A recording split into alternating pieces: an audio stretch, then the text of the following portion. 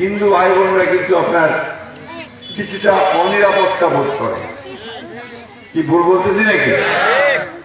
এটা করে এই কারণে যে আমরা তাদের পাশে শক্ত হয়ে দাঁড়াতে পারি না। সব মিলিয়ে এই এলাকায় কিন্তু উন্নয়ন হয়েছে, তাই না?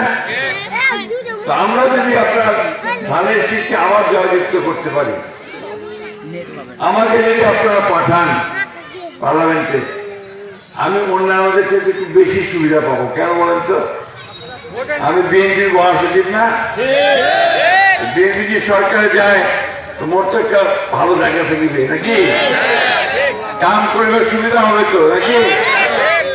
ওই সুযোগটা আপনারা আমাকে এবার একটু দেন।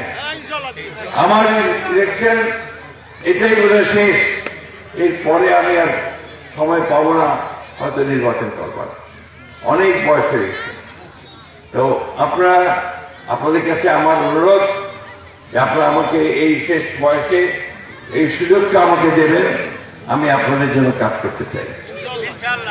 আমি শুধু আরেকটা জিনিস অনুরোধ করব, আমাদের হিন্দু ভাই বোনরা কিন্তু আপনার কিছুটা অনিরাপত্তা বোধ করে। কি ভুল বলতেছি নাকি? এটা করে এই কারণে যে আমরা তাদের পাশে শক্ত হয়ে দাঁড়াতে পারি না। আমাদেরকে তাদের পাশে শক্ত হয়ে দাঁড়াতে হবে। কোন বিপদ আপদ যে কোনো কিছু আসুক, ভাইকে ভাই যেভাবে আপনার আশ্রয় দেয় তার পক্ষে দাঁড়ায়, সেইভাবে আমাদের দাঁড়াতে হবে। এটা আমাদেরকে অবশ্যই করতে হবে। আমি আপনাদেরকে, আমার হিন্দু ভাই বোনদেরকে একটা কথা পরিষ্কার বলতে চাই, আমরা আপনাদের সঙ্গে আছি। আপনাদের যে কোনো সমস্যায় আমরা আপনাদেরকে পাশে দাঁড়াবো। আমার ভাইরাও সব আপনাদের পাশে দাঁড়াবে, ঠিক না? ইনশাআল্লাহ। আমি বক্তৃতা বাড়াবো না ভাই। আমাদের একটা জিনিস সবসময় মনে রাখতে হবে যে আল্লাহ সবসময় সুযোগ দেয় না। এবার একটা সুযোগ আল্লাহ আমাদেরকে দিয়েছে যে আমরা যদি সঠিক কাজটা করতে পারি, আল্লাহ নিশ্চয়ই আমাদেরকে তার ফল দান করবেন। ভগবান আমাদেরকে সেই ফল দান করবেন, তাই না? আসেন, আপনারা কি আমার মার্কেটে জানেন? ফর্ম আছে তো নাকি ভুলে গেছেন?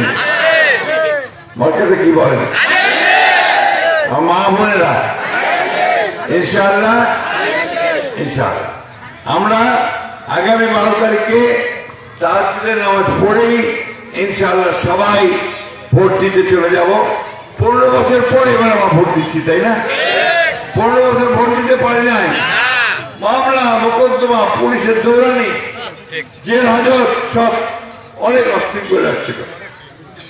আমার 115টা মামলা, 17টা মামলা, 11 বার জেলে গেছি। এইবার কিছু কাজ করতে চাই।